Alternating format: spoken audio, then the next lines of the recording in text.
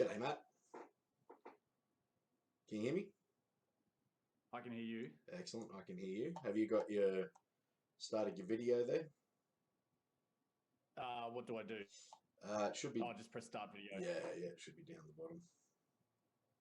There we go. Awesome. Nice. That's a good setting. always got the posters in the back. Yeah, nice. Well, in the podcast down below you, there's the new website, and Oh yeah. And there's also I've put a link to it as well. So yeah, if anyone does see it, they can jump in and go to there. So nice. Yeah. So how you been? How's everything? Life of the corona? Oh mate, we're at that point where I can't wait for tomorrow when the kids go back to school. Man, those teachers are saints, aren't they? Yeah. So yeah, like you've been obviously teaching. How old are the kiddos? So the 3-year-old is obviously just at daycare, but the 7-year-old, so he's in grade 2 now. So I'm having to learn like what a noun is again, and an adjective, and super pronoun or something like that. So yeah, it's one of those things you spend the last 10 years saying, what do we need all this stuff for? Yeah. And, we'll come back to me now. So yeah. And the maths is completely different as well. Yeah. Yeah, we're pretty lucky. They've only just been doing like multiple timetables and stuff, so no division or anything like that. So yeah, I've gotten away with that stuff. I'd be rooted if that was the case. Awesome. Well, obviously we're starting. This is the first of them of the series, the What Do You Fight For series. Yep. Basically, sort of set it up because I know a lot of people in the industry.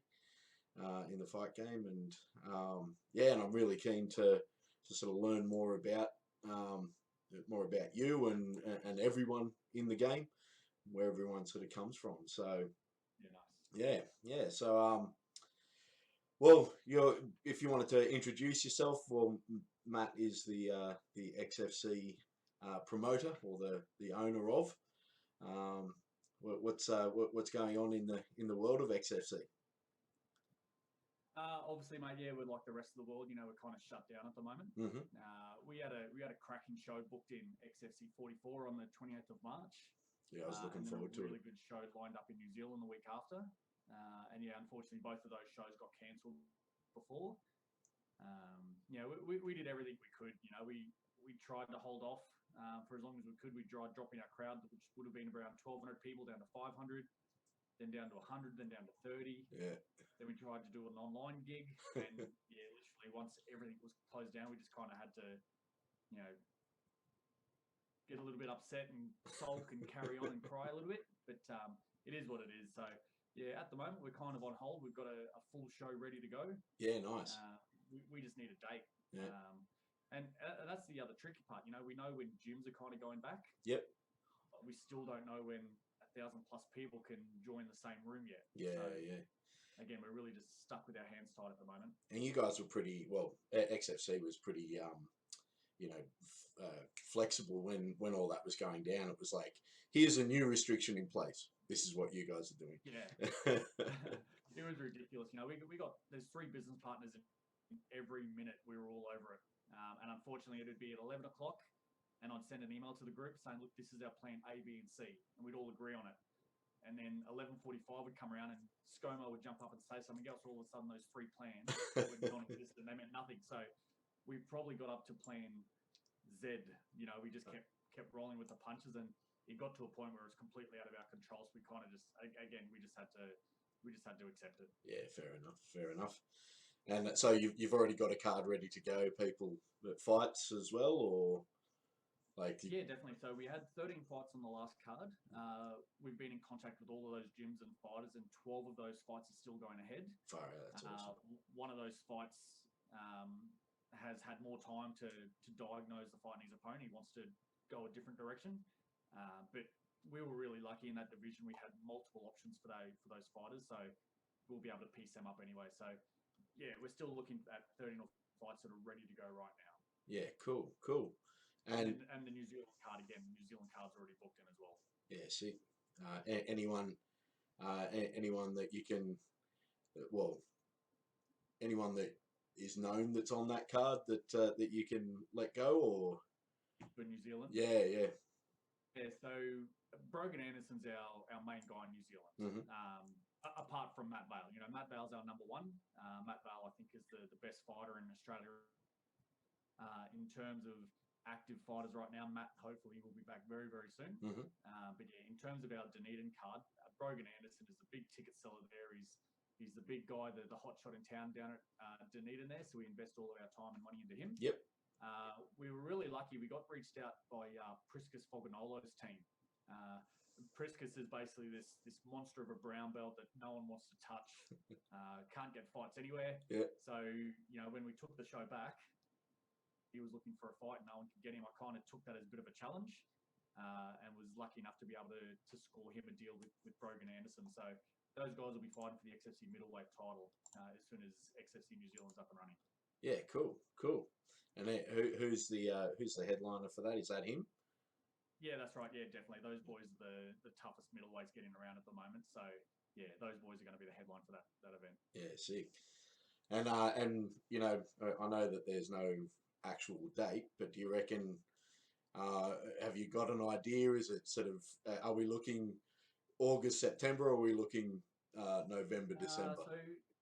So from what we're reading in terms of what the government's saying is that around mid-July is when gyms can go back to full contact training. Yep. We've spoken to the gyms and the fighters, and they're all asking for roughly 6 to 8 weeks for a fight camp. Sorry. So that kind of puts us mid-September for an XFC event in Brisbane. Yep. And again, we've got to remember that that's like a penciled-in date because even though that gives us 2 months, again, Scott Morrison could stand and say, no, we're still not ready for gatherings over 500 until 2021 maybe, you know. So it could be one of those things where we just got to kind of keep rolling with the punches and pushing dates back and back. Yeah. But yeah, at the moment, we're looking for Brisbane around mid-September. And again, Matt Toa, our general manager in New Zealand, is kind of keeping an eye on restrictions in New Zealand to give us a date there. Yeah, cool. And I've, as I mentioned, I've got the new website sitting down in the bottom of the screen. So you've been doing quite a bit of background stuff, which is really cool. Let us know what's going on there. Yeah, you got to stay busy, you know. So as much as it sucks that we weren't allowed to run fights and promote and all that sort of stuff, the business has to keep running, you know. So we were there were a bunch of jobs that we wanted to do that we were just too flat out to do while we were promoting shows. Yep. You know, so things like building the website, building ticket systems, promotional things. It really gave us the time to kind of sit down and take our time and get those things right. Yeah, cool. So we kind of had a website, but it was really just a ticketing system, you know, that kind of had like a fake front page. So we're really happy now that we've spent some time to actually get a proper website. Yep. We can, you know, really promote our fighters and promote a Hall of Fame type system, or really drive some traffic to our website. So I spent a bit of time a year or two with an incredible business consultant called Jade Weller. So she runs Jade Start, and the one tip that she gave us when she looked at our business is that if Facebook doors tomorrow. Okay, so I'm just jumping in here. I actually, it's the next day. I'm doing a bit of editing.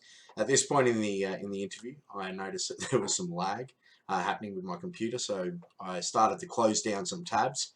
And in typical me fashion, I instead of closing a particular tab, I ended up minimizing it, and just as it started playing, so this YouTube video about barbecuing starts playing, and talking about some bacony goodness. And while this is happening, Matt ended up explaining that the XFC had begun to diversify their advertising, and some of the stuff was from me personally. He was actually giving me props, which was awesome. But what I did is I went and asked him about what he said, because basically I didn't want to put anything in his any words in his mouth. But during this time, you can barely hear it. I'll put the fuck up at the end of the video, so you can hear how ridiculous it sounds with this music happening, and it's all about barbecue, but Matt's still talking. But basically he said, if Facebook closed their doors tomorrow, what would our business look like? He was talking about Jade, and Jade's Start, I think it was. And so he said, if Facebook closed their doors tomorrow, what would our business look like? And mate, I feel like 95% of our promotion work and advertising was on Facebook.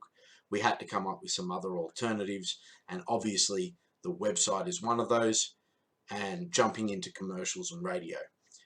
And he said, you yourself, meaning me, have been instrumental in our online presence, so we're really lucky to have people like yourself and Jade around us. So that's what he actually said. You'll hear the fuck up at the end of the video. I've actually cut it out, just so that you can get this explanation. I then I put our Facebook conversation relating to that in the video. You can see it down the bottom. That's why it's sitting there. But yeah, he was giving me props. I'm going to let this continue again, because it is a really, really great podcast. Yeah, so having really lucky that we've got people like yourself and Jade around us as well that's pointed us in those directions as well. So really appreciated that. Yeah, cool. I just had a bit of a technical issue there, a little bit. Hopefully it didn't overtake it too much. Sorry about that. Oh man, I just dropped some incredible knowledge too, so hopefully you guys didn't miss out on that. I just gave my whole business.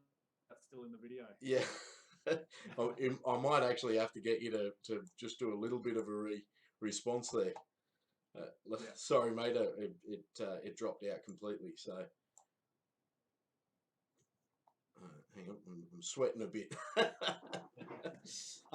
Yeah. So like, you've got a whole heap of stuff coming up. Obviously, the digital strategy's underway, and you've got things in the works. So like you've had a bit of a big couple of years as well in the past. We've had a chat about this on a number of occasions. Yeah. Yeah. So what do you reckon your biggest, obviously other than the coronavirus, what do you reckon the biggest challenge has been since you started with XFC, or since you bought it? Yeah, we've been really lucky with XFC that the business that we bought had incredible momentum. Mm-hmm. You know, it was such a massive name. It had so many wins under their belt that, funnily enough, if I was speaking personally and candid here, I'd almost kind of say that's been one of our biggest challenges. Mm-hmm. You know, following in the footsteps of Justin Lawrence and the example that he would set, and the crowds that he would sell out, and the fights that he would put on, to kind of take on XFC. Even though I was a part of XFC for 7 or 8, 9 shows, mm-hmm. I was only really working out the back and kind of shadowing Justin and watching what he was doing and studying what he does. You know, to literally grab the reins of it and just to jump into the deep end was a really strong lesson to learn quickly. Yep. And like I said, Justin would completely sell out, where he would be telling people 3 weeks out from the show that there's no more spots left. You know, so to kind of walk into a venue and to see one seat without somebody sitting on it would absolutely crush me and destroy me. You know, because I was thinking, geez, you know, how come I haven't filled that? Yeah. Even though all 1,199 seats were full, I would kind of feel like that was a bit of a failure, that there was one seat left in the crowd and that everyone was looking at that one seat saying, "Oh my God, Matt's a failure." You know, so that's been the toughest challenge, is to kind of go on my own path, sort of thing, mm-hmm. but also follow in Justin's footsteps. And I'm not sure if I worded that correctly, you know, but having Justin as a mentor has really helped, though. Yeah, awesome. I don't think there's ever been a time where he hasn't answered my call or hasn't sent me a million text messages or emails just to kind of make sure I'm on the right path. But also mentally, you know, Justin has been phenomenal about that. Yeah, cool. He can tell when I've been burnt out, mm-hmm. and it could just be something as simple as just a quick message or an invite out to lunch to talk me down off that cliff quite a few times. So yeah, really appreciated Justin's involvement in XFC since we've taken it over as well. Yeah, cool. Well, hopefully I can get Justin on the podcast as well at Oh, some 100%. stage. Yeah, he's got a million stories. Yeah, definitely. And so, I mean, what do you reckon his biggest lesson has been for you? Just be in the moment. Yep. You know, just whenever you're faced with a challenge. One of my biggest issues is that I get a challenge and I want to act on it straight away. Mm-hmm. I'm very emotional, but very passionate as well. So when I see something, I just want to nip it in the bud straight away and find a solution. Whereas Justin is more prepared to kind of sit back, delve with the situation, kind of see what the long-term implications are of that issue, Mm-hmm. and whether or not you actually need to focus your time on it right now. You know, so Justin would always say things like, "This is what you need to do, Matt, and if I was you, I would have done it yesterday." Yeah, okay. And I'm like, okay, that's Justin telling me that I've got something to do and it's really important. When there are other things too, where fighters might be causing an issue and contractually, and again, he will turn around and say, well, right now you've got a show to plan for. He's not on that show. Right now, we don't have people banging on the door to fight that person or to claim that belt. So you don't need to concentrate on that right now. Mm-hmm. You know, put that in the bag, get the show over and done with, and then focus on that. So definitely I would say that's the biggest lessons that I've learned from Justin. Yep.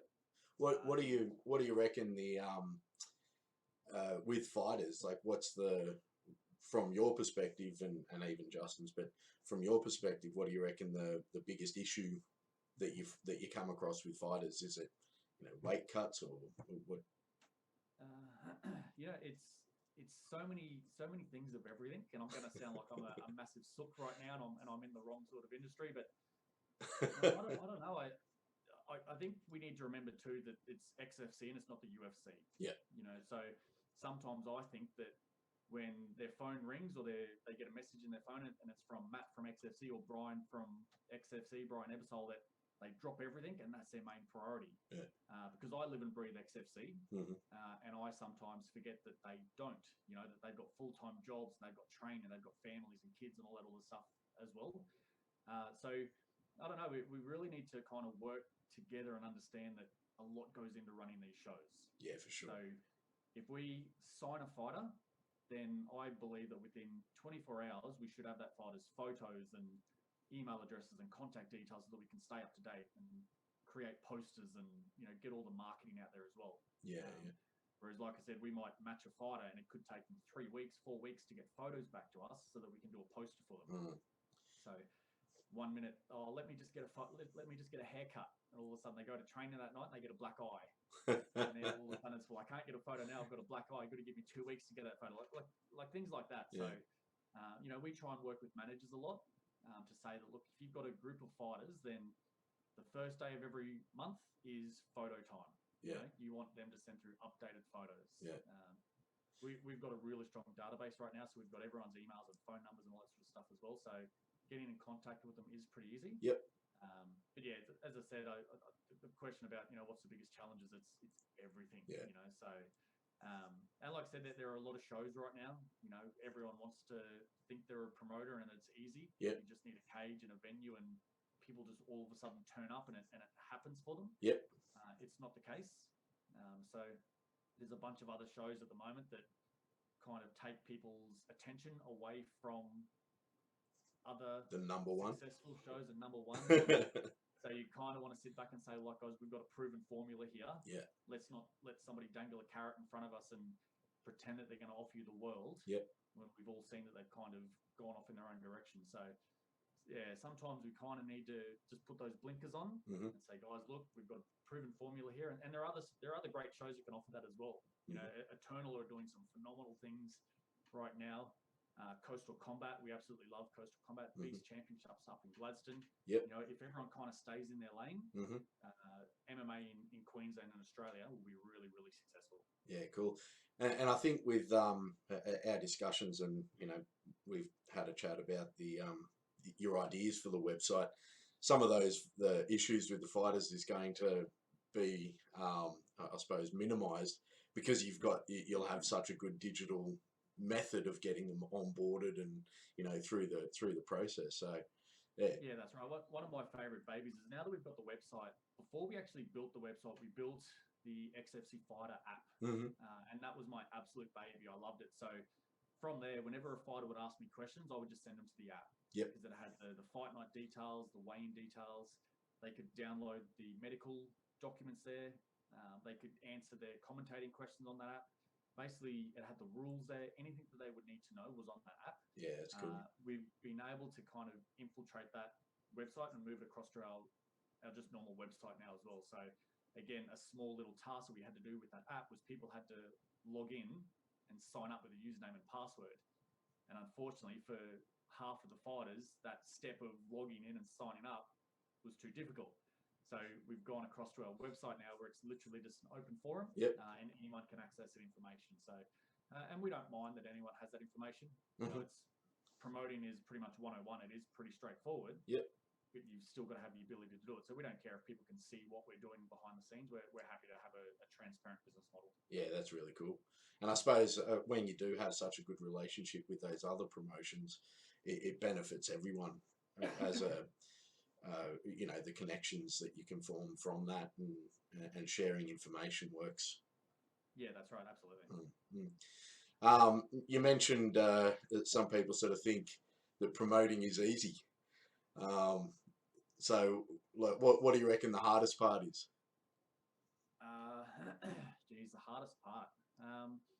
It's all kind of just gluing it all together. Mm-hmm. You know, so a lot of people think that if they become a promoter, then they instantly just become Dana White. Like, I'm going to be the Dana White guy where I travel the world and, you know, get to sit next to the ring girls and just watch the fights and tell people what to do. Yeah. When you're a regional promoter, you are everybody. You know, Dana White's lucky. He's got hundreds of staff members. Mm-hmm. Think about a regional promoter, you are those 300 staff members. Yeah, true. You know, so every single day I'm on the phone sending messages to website guys, to the venue, with my business partner as well. I'm not going to take all the glory.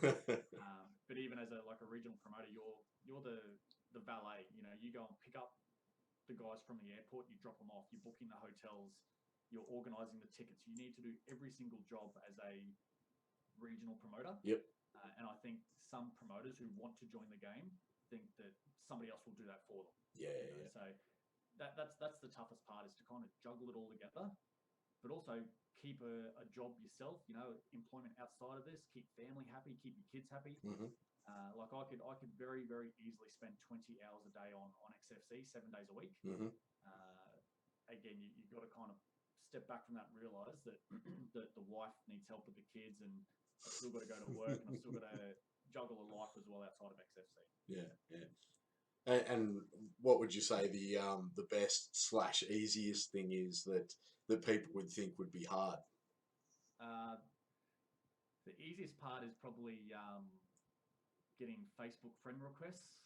And the free likes on Facebook. You know, you'll put up any status and you'll get 100 likes, and you kind of look down the list and say, well, hang on, 90% of these guys didn't even wish me a happy birthday. You know what I mean? So it's kind of like that strange sort of fake popularity, or fake, I don't know, existence that you're somebody, you know what I mean? But really are not. They're either just looking for a free ticket, or it's cool. You know, MMA is cool to be around, you know? So that's the easiest part, is the easy popularity that kind of comes with it. Mm-hmm, mm-hmm. And being wanted. That's always nice to be wanted. Other than that, you know, like the easy part is when a fight gets matched and you realise that you get to watch that fight. Yeah. You know, once it's all done and dusted, the only enjoyable part about being a promoter is those 4 hours when the actual fights start, and you kind of get to sit back and think, cool, everyone's here, everyone's enjoying themselves, they've got a drink, and people are smiling and cheering and clapping. So that's the enjoyable part, is actually sit back and really enjoy those last 4 hours when the fights start. Yeah. I mean, I've been in the background with you and sort of seen all the movements and all that kind of thing. And yeah, it's when you do finally, you know, get the opportunity to sit back and have a look, it must be like looking over a bit of your own artwork sort of thing. Yeah, it definitely is, especially when you see the commercials or the videos or the hype videos that play before fights and after fights, and when you see just boys running around doing their part, like the Steiner brothers, for example, they've been at our show working out cage doors forever. Yeah. Even when you just look across and you see those boys enjoying themselves, and a fight finishes and you don't even have to say anything. They just jump up and grab a medal, and the ring girl grabs what she needs, and it just flawlessly runs. You're like, this is really enjoyable. You know, like everyone's playing their role. Everyone's happy to be here. And again, talking to the fighters and the coaches outside, out the back, and it's, I said the 4 hours, like if the fights go 4 hours, we really only enjoy about 2.5 hours of it because we're still stressed for the first hour and a half when the fights start. But yeah, it's a eurythmic kind of feeling where it's not an out of body experience, but it's just relief, you know, and it's funny that we get relief out of watching people get punched in the face. Yeah, it is. It's when you're watching your own sort of work finally come together. Yep. Yeah, it's a pretty special moment. Yeah, sick. And well, what got you? I mean, we spoke about what the easiest and hardest thing. What actually sort of got you into it? Because, you know, I imagine you started training and that sort of thing. But what was the driver to do the actual promoting? The honest story, the driver that got me into promoting was probably about 10 beers. I was spending a lot of time with Justin in terms of messaging back and forth when he was promoting. And then we were out with my business partner, Dan, my best mate, and having dinner and a couple of beers and a couple of drinks, and we were pretty happy at the time. And Justin wrote me a message, and he basically said, I'm out. I'm selling the business. Just thought I'd let you know. And then, yeah, just as I said, I had the beer courage with my best mate, Dan. I said, mate, I think this is something that we could do, you know. So, and then, yeah, I replied to Justin straight away. I think the wife thought I was joking when I said I was going to buy the business, but yeah, a couple of days later, we really got into some serious conversations and we made it happen. Yeah, nice. And again, I wouldn't have done it for any other show. Yeah. You know, so not that I was working with many other shows, but, you know, I was working with Rise and, you know, I'd been to a bunch of Eternals and I was really enjoying the MMA scene. But again, there was just something about XFC. There was just a passion for XFC. And so, yeah, when that business came up, I jumped at the chance, and I was pretty busy again at the time. You know, I was running my own real estate office. Had heaps of other things going on at the time. But yeah, I just kind of saw a couple of things that I would have done differently. You know, Justin was very hands-on, manual, and he could afford to do that because he had 1,200 friends that he could message individually and sell 1,200 tickets individually. Yeah. Whereas I was coming into the industry having trained for a few years, but not having that database. Yeah. So I had to change things a little bit differently and approach things a little bit differently because I didn't have Justin's network. So yeah, I kind of thought that we could have moved to slightly like a more digital kind of platform, more automative sort of thing, and more transparent. You know, Justin really wanted to keep everything close to himself, whereas I was more happy to just to kind of let it all out there and roll with the punches that way. Yeah, cool. Are you still, like you mentioned that you were in real estate back then, had your own business, but is it still the same or like? No, so mate, I've done a complete backflip. So I made the decision after about 3 or 4 shows that I either wanted to be a real estate agent or I wanted to be a promoter. And financially wise, it was definitely much smarter to stay in real estate. But I kind of just sat back and realized that in 50 years' time, you know, this is all cliche, you know, in 50 years' time on my deathbed, do I want to say that I worked for a living, selling houses, which was enjoyable, but it's a slog. Tedious. That's right, it was a slog. Or do I want to do something where, like even now, when people ask me what I do, the reactions that I get is just insane. You know, like to say that I pay people to jump in a cage and bash each other and fight, there's probably 10 people in the country that get to say that. Yeah. You know? So that's pretty special to me that I made that choice to kind of do something that was fun. Yeah. And then I knew that if it didn't work out, that I could always go back to selling houses or in sales somehow. So yeah, so probably a year in, I left real estate. Yep. And funnily enough, now I'm actually just working part-time in prisons. So I'm a prison officer. Yeah, right. Again, that was just another passion of mine. That living in Brisbane, you'd always drive past Wacol and I'd see those cars doing the patrols around the jails, and I thought, how cool would that be for a job? I love watching the prison documentaries on Netflix and TV. So Damien Brown told me about their roster and their working hours, and mate, I do 2-3 shifts a week, which still leaves me 4 or 5 days a week to get stuck into XFC. Yep. And again, I absolutely love my job as a prison officer, and yeah, and every now and then it's good if I can't get to training, then there's always a chance for a wrestle at work as well. Well, that I was going to ask what your dream profession is, but I think you've answered that pretty succinctly. Yeah, pretty close. Yeah, like funny enough, the dream position would be police. So I'd love to be a police officer. Yeah. Okay. Okay. I did work experience as police in grade 11 and 12. Mm-hmm. Unfortunately, when I was in grade 12, I did the silly thing and bought the world's fastest car in a VL Commodore. Yep.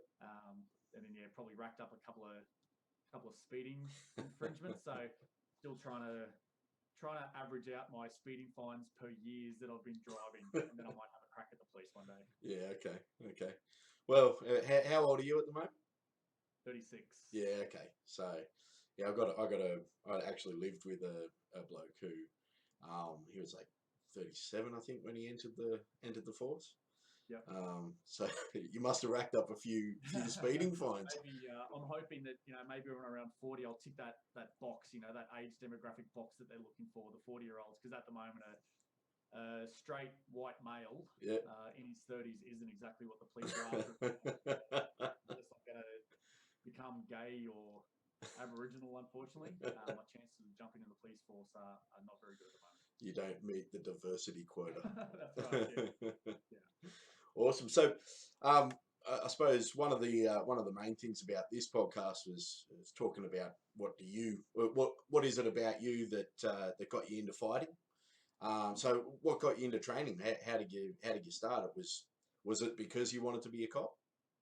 I had a mate, Bo Devlin, that how you've got a bunch of different mates and you've all kind of got a different connection with those mates. Well, my friend Bo Devlin was the first guy to introduce me into the UFC. Mm-hmm. So I was a massive Randy Couture fan, especially when it was the Randy versus Chuck kind of trilogy that was going on. And I really just started watching the UFC like once every 3 months whenever I go around to his house. So from there, we came up with our own wrestling moves and our own fighting moves, and we really thought we were ultimate fighters. And then again, I think when the Ultimate Fighter 1 came around and everyone started watching that, mm-hmm. Same thing, I jumped on that Ultimate Fighter 1 sort of bandwagon. Yep. And I actually remember the day almost specifically where I was. I was showing these people that I worked with these videos, and people started asking me, like, you've got a bit of a cheeky mouth on you, and can you fight? You know what I mean? Like, if anyone calls you on one of your bluffs, can you actually handle yourself? And I kind of sat back and I thought, actually I can't. I've never thrown a punch. I've never wrestled with anyone. And I kind of realized that if I'm going to appreciate the UFC so much, and I should probably jump in there and kind of see what it's like and that sort of stuff. So, I started training at Martial Arts Queensland in Toowong. Yep. So I was there for a couple of years. I found that Martial Arts Queensland was an incredible gym. Mm-hmm. But even when I was 6 foot tall and 85 kilos, I was almost twice the size of anybody else that trained there. Yeah. So I kind of had to look for another gym where people were more my size. Mm-hmm. So I kind of just trained with friends and open mats for a year or two after that. Funnily enough, the memory for that popped up on my Facebook the other day that had been 10 years since that memory where I was trying to invite people to those open mats, which was pretty cool. Was that out at Ipswich? Is that the... That was. Yeah. The Ipswich Mall. So B-Dag or Ben, so I've started training with him recently. Yep. And it was just interesting to see him come up on your feed from this 10 years ago thing. So that's cool.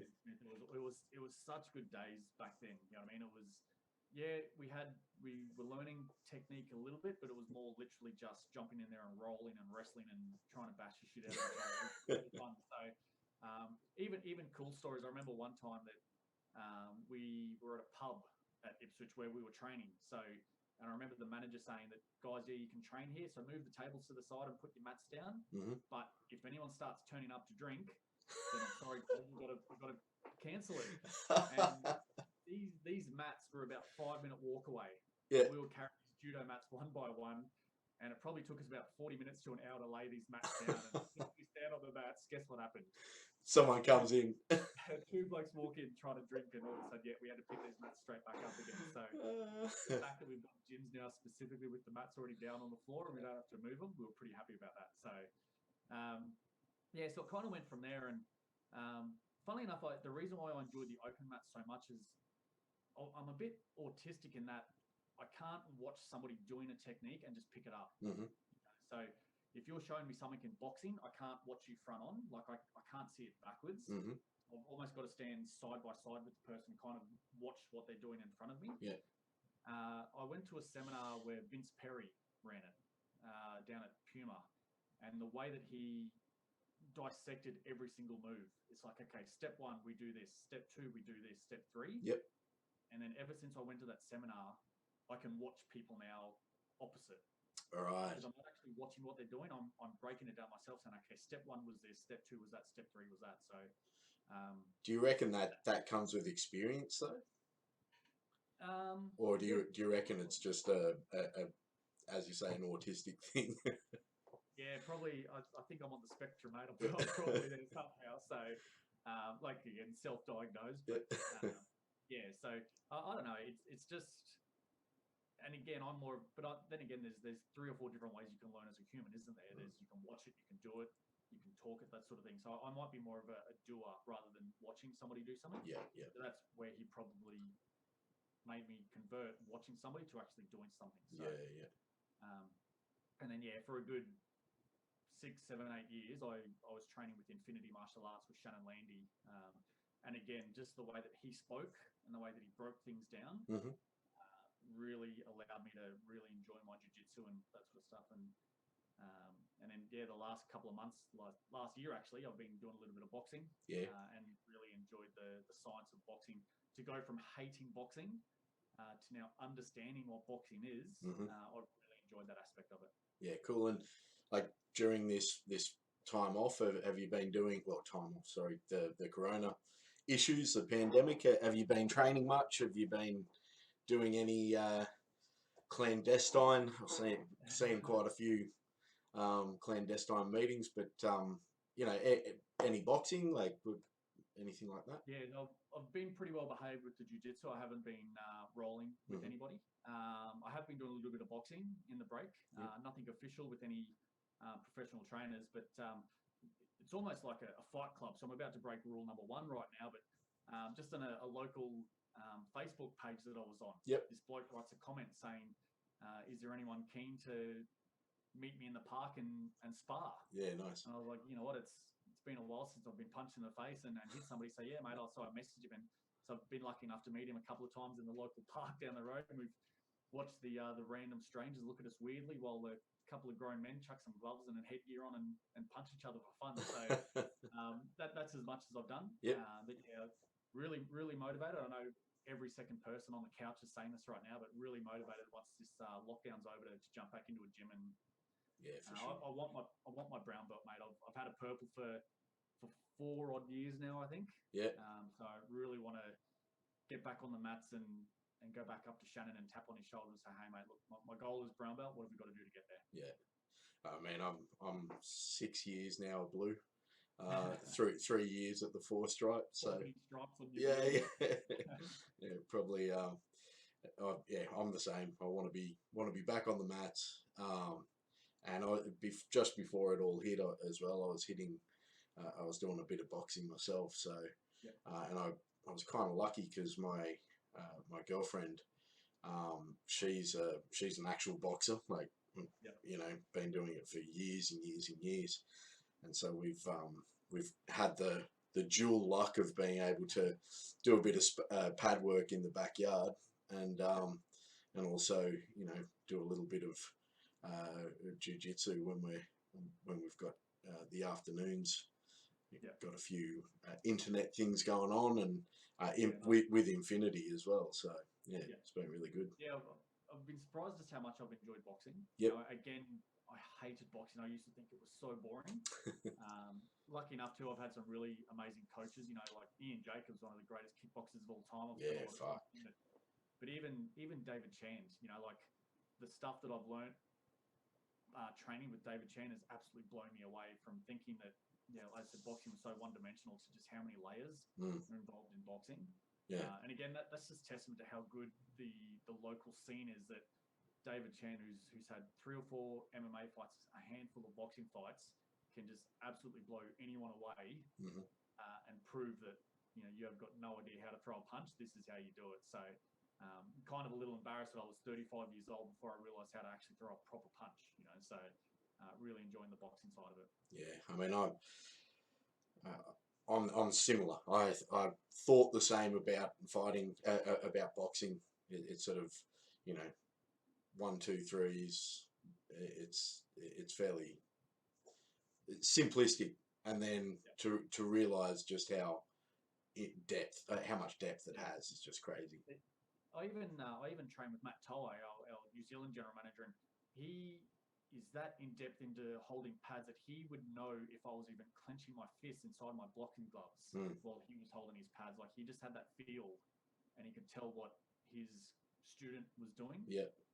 Just blew me away that, as I said, there was so much detail, and there's even an awesome science behind holding pads that you can tell someone who's a awesome pad holder versus someone who's got zero experience. And mate, I am rubbish. Even my 7-year-old gets cranky with me when I'm holding pads. And to make it even worse, I'm actually spending some time with the young kid right now, doing a bit of boxing and training with him. Yeah. And now he's southpaw, so I struggle enough holding pads for orthodox. Yeah. And now I've got to hold pads for someone that's southpaw. Yeah. I think that was the one thing that works in my favour with holding pads. I'm not saying I'm awesome or anything, but I'm southpaw, and so everyone I've not only had to learn how to, because you primarily do orthodox pad holding, but then I've had to think of how to teach someone how to hold pads for a southpaw. Yeah, exactly. So yeah. So what are you working on at the moment? What's your favourite technique? Like I said, a bit of boxing. The one punch that I'm really enjoying is a left hook right now. I remember telling David Chan that my left hook kind of feels like it's a boxer-sized technique. Like, I'm really just throwing it just for the sake of throwing a punch, and it felt really, like I said, I should be on aerobics Oz style or something, doing a really lame sort of presentation. But he's really teaching me how to, extend with that straight and kind of throw that. The power comes from, throwing that arm back, you know what I mean? The straight and pulling it back, and the whole twist in the body. I'm really loving throwing the hooks at the moment. Yep. And in terms of jiu-jitsu, Matt, I've had the same game for the last 10 years. Boringly, there's nothing much that I'm working on in my jiu-jitsu. It's safety stick, mate. Jiu-jitsu is all safety stick. Yeah. So, all right, with your jiu-jitsu, is there anything that you don't want anyone to know is a weak part of your game? I'm horrible if I get stuck in your guard. Okay. So if you're on your back and I'm in your guard, yeah, and I'll be there for the whole 6 minutes. All right. I can't really move from there. So if you get me there, there's a good chance you're going to throw up some triangles or some arm bars, because I'm sticking there. So guard pullers are your nemesis. Why not? Awesome. Well, one of the, I suppose, we'll come up to the end of this this interview. But what one of the main things that I wanted to get out of this is, like, what are you most passionate about in life, but also in fighting and just overall.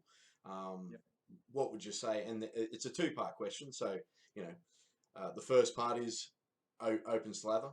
Let us know what you're most passionate about. Definitely family. Yep. My wife and my kids, my two boys, mean everything and anything to me. My parents and my friends, all that sort of stuff. So pretty much everything that I'm doing with XFC is for the family. So every dollar that we make goes towards a holiday or toys or anything for the kids. Anytime we can put on an incredible event, I want my friends and family to come and watch it and enjoy their night as well. So definitely the passion side of things is all things to do with just creating an awesome event for everyone that I love to kind of be involved in. Yep. And providing an opportunity for fighters. Again, I know that sounds like the whole cliche sort of thing, but I love the fact that there are photos now and belts that people have got around their waist and medals around their neck that they can show their kids in 10 years' time or 20 years' time to say, hey, look, dad or mum was a cage fighter. Yeah. You know what I mean? And he was crazy enough to jump in there, and she was crazy enough to fight someone, all that sort of stuff. So, and even things like when we went to the Metro Sports Centre, which was a horrific financial decision Yep. In the long run for us, that would still be one of my greatest memories. You know, there was still a show where we lost, I think it was $16,000 on one show, and the photos though bring back so many incredible memories. Yeah. You know, when we had 1,800 people there. It happened a year ago as well today, or maybe 2 years. And I was looking at the fight card that was on there, and the amount of celebrity fighters and the UFC fighters that were in the crowd that were taking photos with the fans. Like, that show cost me 16 grand to watch the fight. $16,000 for that ticket. That's a ticket. That's a ticket, yeah. So, yeah, just the memories that come from it. You know, like again, as much as I to some extent regret going to the Logan Metro Sports Centre, we did it. It was a bucket list thing. I wanted to go to a big grandstand type situation. I love the photos. I love the setup. I love the experience. Yeah. So again, the fact that fighters got to fight in such an arena, was worth it. You know. So, and again, luckily I had a real estate office at the time, so just went and sold a house or two and kind of paid that off. But yeah, and lucky enough, haven't lost money since because we've learned from that. But yeah, the passion's all about giving people an opportunity to kind of jump in there and show them what they do. Yeah, excellent. So, sounds like legacy is a big part of what you're passionate about. Yeah, like as much as you want to make out that you're not doing it for yourself, it is nice to get the thanks and all that sort of stuff. And again, I'm really passionate, and you'll see fighters that you know that you've bent over backwards for. You know, you've done so much for them and given them absolutely everything. And then a year later, you'll see a post on one of their Facebooks to another promoter saying, "Oh, best show I've ever fought for."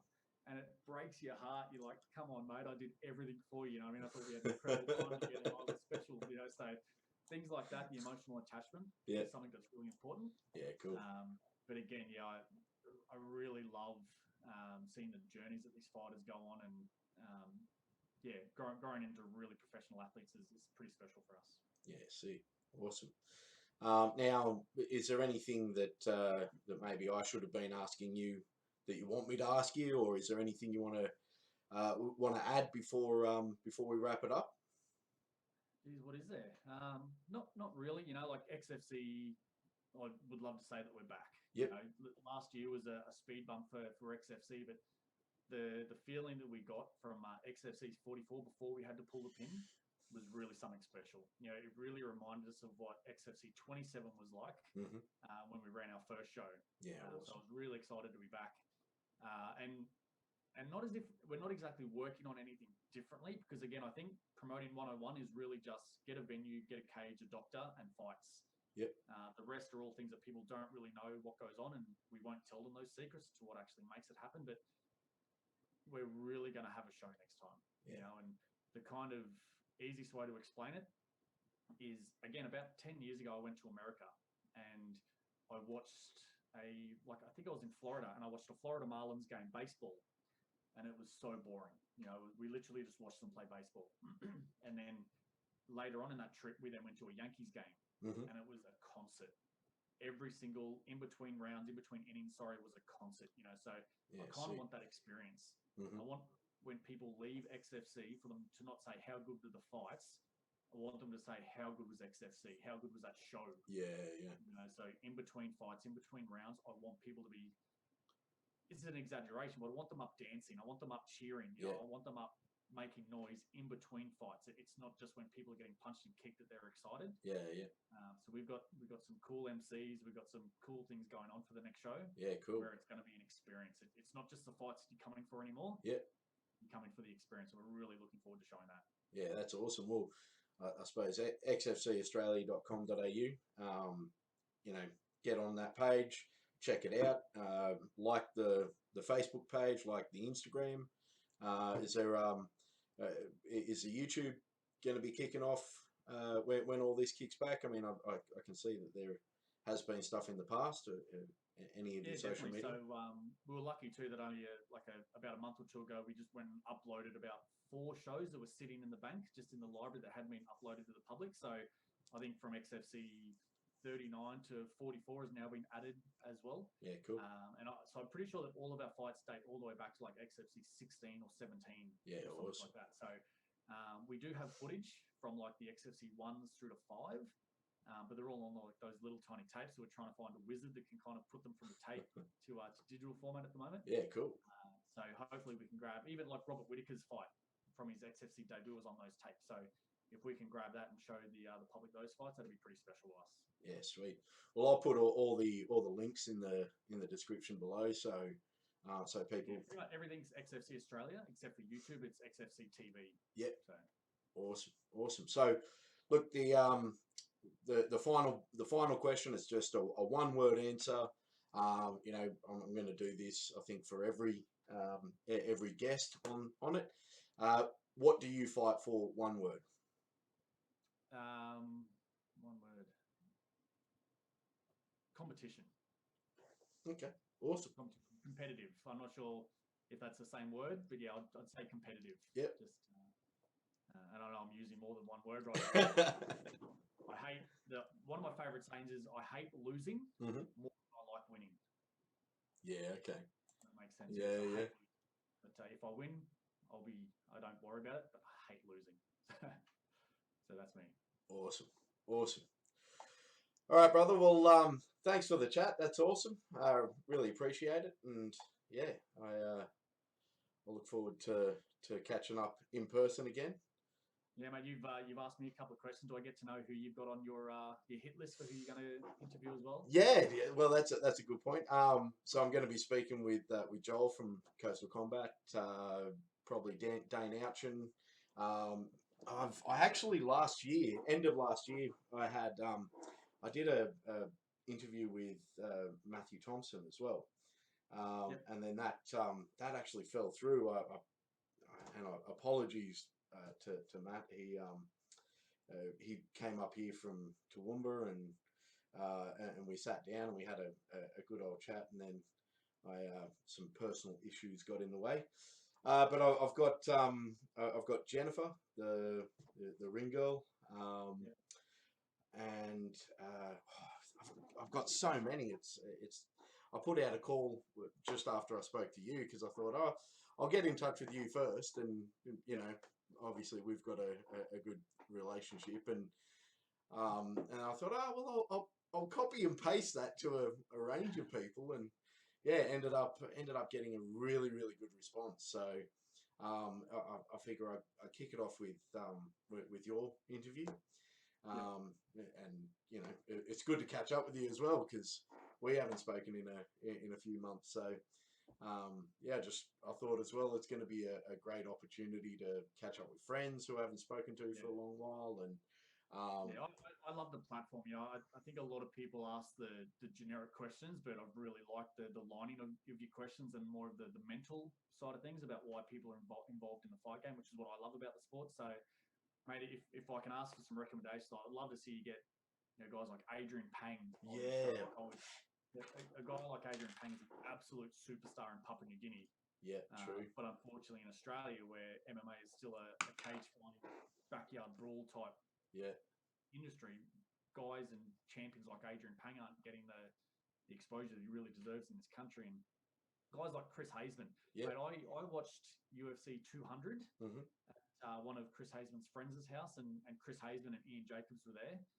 And I tell you what, we literally, once that was over, I couldn't wait for UFC 200 to be finished so we could sit down and have a barbecue with Chris Hazeman and talk about stories of him fighting Matt Hughes and Fedor Emelianenko and all those other phenomenal dudes as well. But and just randomly like Jackson Small. Like I'd love to get a guy like Jackson Small on again, now that he's hopefully returning back to training, and Isaac Hardman, like these guys that are just wired fighters, like just to kind of really find out their mental side of things. So, but mate, if I could ask you for any sort of favour, I'd love to get a guy like Adrian Pang on and get you to pick his brain and hear some stories from him. Yeah, cool. Well, the beauty of it is you actually introduced me. I'd seen Adrian around the traps, obviously, and you introduced me to him, and I actually used to work with Chris Hazeman. I did a little bit of digital marketing for him a few years back. So yeah, I'm. I know that your list is probably even more extensive than I could ever hope for. So I really appreciate a you coming on, b the suggestions, and yeah, if they are watching this, please do get in touch. I'll also try and get their details off you if that's all right. Yeah, mate, for sure. I'll make sure I tag and give them a little poke as well that people want to hear their voices. And like I say, mate, I love the sound of my own voice. So if there's any chance to jump on a video and talk some rubbish, I'm always up for it. Yeah, awesome. Well, I really appreciate you getting on this today, and yeah, I'm looking forward to XFC being back to strength, and fights happening, and I can be on the sideline like I have been in the past. The cage side seat that you always grab. So, mate, you're always there. Awesome. Well, good to chat, bro, and we'll definitely catch up soon. Brilliant. Thanks, buddy. Chat soon. Much love, man. Cheers.